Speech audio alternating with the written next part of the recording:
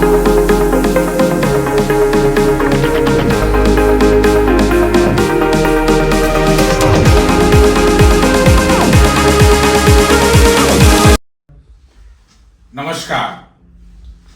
Fear साइकोसिस में आज हम चर्चा कर रहे हैं कि जब कोई भी एडल्ट जॉब चेंज करते हैं या सेम ऑर्गेनाइजेशन में उनकी प्रमोशन होती है, तो इन दोनों ही कॉन्टेक्स्ट में किस प्रकार फियर साइकोसिस काम करता है और एंजाइटी पर्सन इन क्वेश्चन को काफी एंजाइटी होती है और कुछ ही दिनों में, कुछ ही हफ्तों में वो बहुत एक्सेसिव स्ट्रेस का शिकार होते हैं। और स्ट्रेस से अगर ये लंबा चल जाए 2 महीने, 3 महीने, 4 महीने, फिर डिप्रेशन भी आती है। और जब इंसान स्ट्रेस में रहेगा, इंसान डिप्रेसिव हो जाएगा, तो प्रोडक्टिविटी में डाउनफॉल होना बहुत ही नॉर्मल कॉन्सिक्वेंसेस है। अब मैं आपको केस स्टडी बताता हूं। ऐसे बहुत पर्सनली मेरे क्लाइंट्स हैं जिन्हों की प्रमोशन हो रही है या हो गई है, या जिन्होंने ऑर्गेनाइजेशन को चेंज किया है अपने जॉब में बेहतरी पाने के लिए। इन बोथ द कॉन्टेक्स्ट एक केस स्टडी है जिनकी जॉब भी चेंज हुई, अर्थात उन्होंने बेटर प्रमोशन को लेते हुए नए ऑर्गेनाइजेशन को ज्वाइन किया। अब बहुत होनहार, बहुत ही हार्ड वर्किंग, कह सकते हैं कैपेबल, कैपेसिटी में कोई क्वेश्चन मार्क नहीं। अब आप जब नई जगह जाते हैं, जो उनके साथ भी हुआ, नया मैनेजमेंट है, उनकी नई सोच है, नया माइंडसेट है। पर्सन इन क्वेश्चन कॉन्फिडेंट है, पर्सन इन क्वेश्चन कमिटेड है, पॉजिटिव माइंडसेट से काम करना है। अब कैसे फियर साइकोसिस क्रीप इन करती है उनके दिमाग में? आप जब नई जगह जाते हैं तो पहले तो आप 2 दिन, 4 दिन, 1 सप्ताह समझते हैं कि जो नया मैनेजमेंट है जिनके अंदर मैं काम कर रहा हूं या कर रही हूं, उनको क्या चाहिए एक्चुअली, किस तरह का, वो क्या देखते हैं स्कोप ऑफ वर्क, वो क्या सोचते हैं परफॉर्मेंस के बारे में, ये आप समझते हैं। इन द मीन टाइम अगर आप बहुत ही कर्मठ, बहुत ही कमिटेड, हार्ड वर्किंग पर्सन हो, तो आप चाहते हो कि मैं बेस्ट करूं। कोई भी, male, female, both the human resource, they want कि मैं बहुत अच्छा करूं। यहां आप करते भी, पर नई जगह पे नए चैलेंजेस हैं, नया तरह का एनवायरनमेंट है, उससे इंटरेक्शन करना है, मैनेजमेंट की एक्सपेक्टेशंस आपसे क्या है, इन तमाम कॉन्टेक्स्ट। अब मैनेजमेंट की expectations as well as management का फाइनेंशियल बैंडविड्थ कितना है, वो किस तरह के रिसोर्सेज को चाहते हैं हायर करना, या उनके पास किस तरह के रिसोर्सेज हैं, ये तमाम बातें जो हैं एक ऑर्गेनाइजेशन के लिए बहुत महत्वपूर्ण होती है। अब एक अकेला आदमी नए जगह पे गया, प्रमोशन पा गया, वो अपना बेहतरीन करने की चेष्टा कर रहा है, उससे ऐसा बाहर से दिख रहा है कि मैनेजमेंट को उनकी गोल बहुत आइडियल है, बहुत अच्छे ये चाहते हैं। It will be any sort of organisation, I can not divulge details, लेकिन बेहतर करना चाहते हैं, ये आशा सबको रहती है। लेकिन जब वो बंदा काम करते वक्त, जब काम कर रहा होता है, तो देखता है कि जो उसके कलीग्स हैं, जो उसके अंडर सबऑर्डिनेट्स हैं, उनमें वो क्वालिटी नहीं है। जिस तरह की मीटिंग्स में मैनेजमेंट बात कर रहे हैं, जिस तरह की मीटिंग्स में मैनेजमेंट समझा रहे हैं उनको कि देखिए मुझे ये चाहिए, हमारा तो ये गोल है, हम ये अचीव करना चाहते हैं, very good, according to that expectations जो उन्होंने ह्यूमन रिसोर्स रखे हैं अपने यहाँ, वो उतने अप टू द मार्क नहीं है। ये नए बंदे को समझ में आता है सप्ताह, 2 सप्ताह के अंदर या 3 सप्ताह के अंदर। अब क्या करेगा मैनेजमेंट? उनको कह रहा है कि भाई आपको मैं लेके आया हूं, आप बेहतरीन करके दो, मैं तो ले ही आया हूं आपको, इसलिए कि आप बेहतरीन करोगे, आप सफलता के झंडे गाड़ दोगे। अब जो कमिटेड है वो इतनी जल्दी सारी चीजों को डाइजेस्ट करके रेखांकित नहीं कर पाता, आउटलाइन नहीं कर पाता कि एक्चुअल में मैं कितना कर सकता हूं, कितना कर सकती हूं कैपेसिटी वाइज, या मुझे जो बाकी सहयोग चाहिए वो अप टू द मार्क है कि नहीं है। उसलिए लगता है नए जगह पे आए हैं, पैकेज थोड़ा हाई है, पोस्ट भी बड़ी मिल गई है, तो मैं अपना बेहतरीन करूं और बेहतरीन करके एक अपना स्थान, एक प्लेस को मैं क्राफ्ट करूं यहाँ पे। That's absolutely fine, normal. लेकिन अब मैनेजमेंट अलग तरह का प्रेशर दे रहा है, रिसोर्स की क्वालिटी नहीं है और बंदा कमिटेड है, तो क्या होगा? बैक ऑफ द माइंड ये ख्याल आएगा कि shall I be able to deliver? हाँ, I'm doing my best. Results are not coming. उसने का परिणाम नहीं आ रहा। अब धीरे धीरे आहिस्ता आहिस्ता फेल होने का किसके नजर में?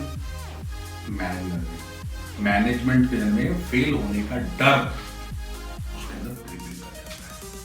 और management you know very well, सारे मैनेजमेंट वो बड़े कनिंग होते हैं, बड़े स्मार्ट होते हैं, बड़े चतुर चालाक होते हैं। उनको चाहिए कि भाई आपको मैं एक्स दे रहा हूं, मुझे वाई चाहिए, मैं आपको लेके आया हूं, मुझे तो वाई रिजल्ट चाहिए।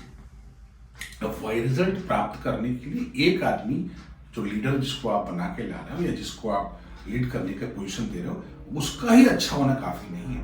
कोई भी ऑर्गेनाइजेशन, काफी लोग होते हैं और वो टीम वर्क की तरह काम करते हैं। अगर टीम में सारे खिलाड़ी जो हैं वो बिलो एवरेज हैं और एक बंदा जो है अबव एवरेज है, वो आपको मनचाहा रिटर्न नहीं दे सकता।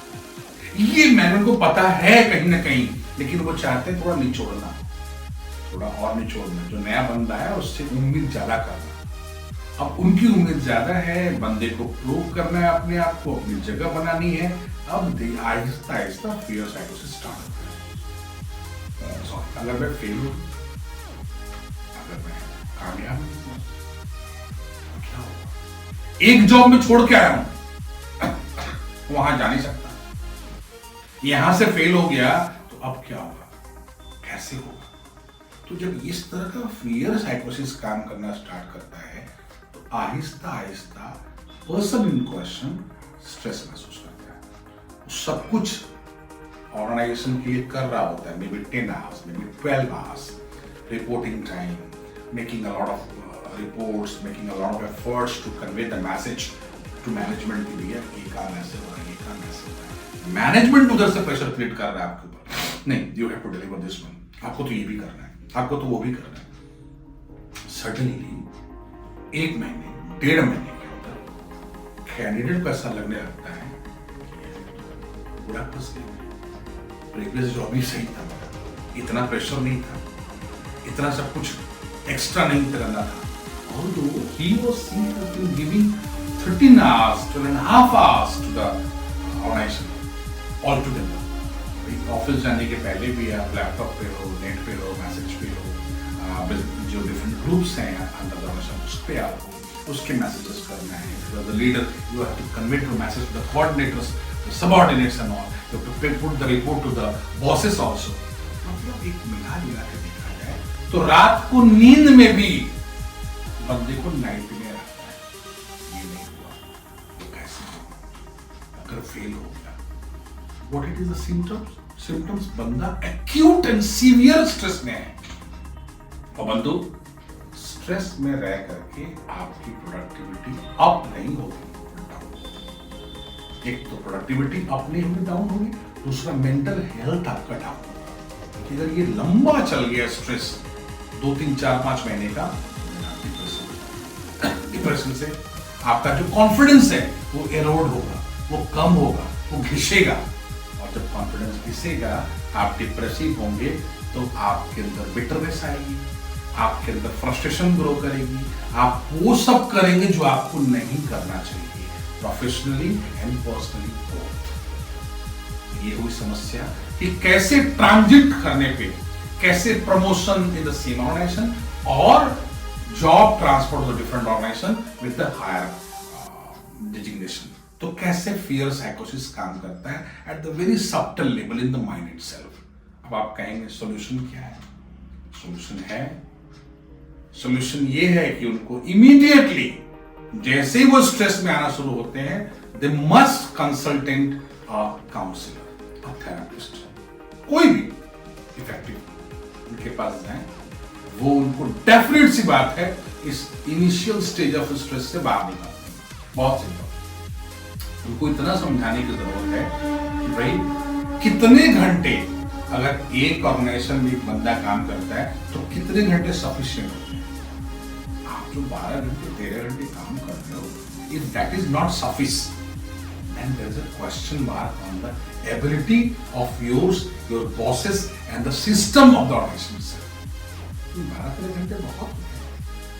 अगर until unless you are not in emergency kind of thing, medical emergency, something like that department, 24/7 runs. But otherwise, if you are in the school as a teacher, you are a professor in a university, college, you are admin staff, admin head somewhere in the organization, or you are the operation head somewhere. These are all the posts, almost around 90%, 95% posts. 12-13 घंटे बहुत होते हैं। तो कहां कमी नजर आ रही है? Either the person in question is not being able to see what kind of management is there. किस तरह का, अगर वो रिसोर्सेस आपके अंदर इनइफेक्टिव, आपके अंदर बिलो एवरेज रिसोर्स दे के रखा है, तो आप उससे एबव एवरेज परफॉर्मेंस निकालना आसान नहीं होगा। तो आप पहले तो रिक्वेस्ट प्लेस करिए मैनेजमेंट को कि भाई ये जो रिसोर्सेस हैं ये बिलो एवरेज है, with these resources this kind of results will not be possible practically, so please, this is my request to replace the resources under me slowly, not suddenly. एक होगी। दूसरी, make a timeline. If you have to join office 9 o'clock, half an hour before that time you can give the time to management. By 8:30 onwards in the morning I'll be available on the phone of the group and all, otherwise no. And make a cut off time in the night also. अगर 8:30 बजे से आप mobile पे organisation के लिए on हो जाते हैं तो 8:30 आप कभी बंद कर दीजिए, उसका मैसेज मैं नहीं देख पाऊंगा या देख पाऊंगी, ये मेरा कट ऑफ टाइम है सर। क्योंकि अगर आप ऐसा नहीं करेंगे तो आप रात में ना तो नींद आपको सही आएगी, नींद में नाइटमेयर्स आपको आएंगे, आपका स्ट्रेस बढ़ेगा, आपका डिप्रेशन क्रीपिंग करेगा, आपका मेंटल हेल्थ बिगड़ेगा और फिर अल्टीमेटली कॉन्सिक्वेंटली आपका फिजिकल हेल्थ भी खराब होगा। तो सर्विस इंडस्ट्री में बंधुओं भाइयों, आपकी कीमत तभी तक है जब तक आप मेंटली फिट हैं, फिजिकली फिट हैं। अगर इन दोनों आयामों से, दोनों दृष्टिकोण से कहीं एक जगह आप अगर फिट नहीं है तो आप सर्वाइव ही नहीं कर सकते। Nobody will keep you as a resource.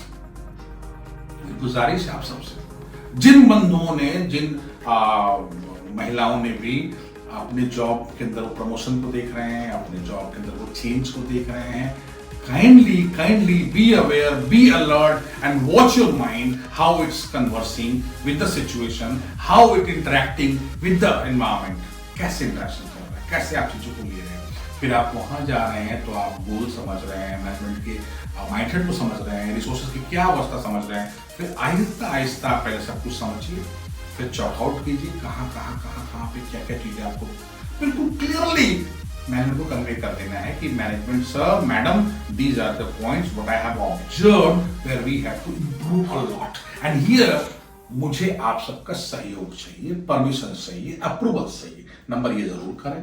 Number 2, अपना cut off time, start time, cut off time बनाए ऑन द इलेक्ट्रॉनिक डिवाइसेस, चाहे वो आपका लैपटॉप हो, चाहे आपका इन हाउस ग्रुप्स हो, ऑन द व्हाट्सएप हो, उन सबका एक टाइम बनाए कि भाई between this to this, and weekly off is must.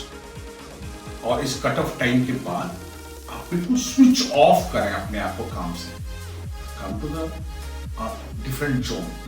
अगर आपको म्यूजिक अच्छा लगता है तो म्यूजिक सुनें, मेडिटेट करें, पुस्तक पढ़ना है तो पुस्तक पढ़ें, अगर कोई कॉमेडी चीजें जो आपको अच्छी लगती हैं कंटेंट वाइज देखिए, कोई स्ट्रेसफुल चीजें ना देखिए कि वापस से आप फिर किसी टेंस जोन में जा रहे हैं, आप वायलेंस देख रहे हैं, आप ट्रेजेडी देख रहे हैं।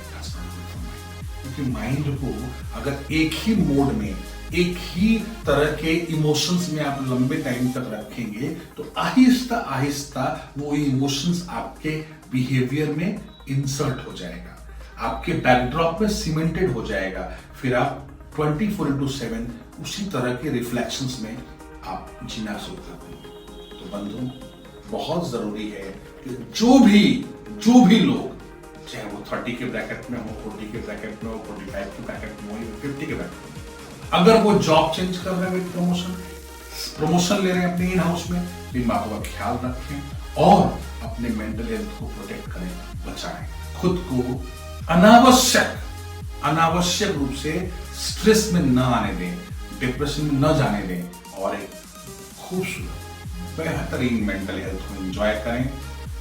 अगले एपिसोड में हम फिर किसी नए विषय पे, किसी नए आयाम पे चर्चा करेंगे, फियर साइकोसिस में ही। तब तक के लिए अपना खूब सारा ख्याल रखें, अपने मेंटल हेल्थ का, अपने फिजिकल हेल्थ का, और तब तक के लिए आप सबको प्रणाम, नमस्कार।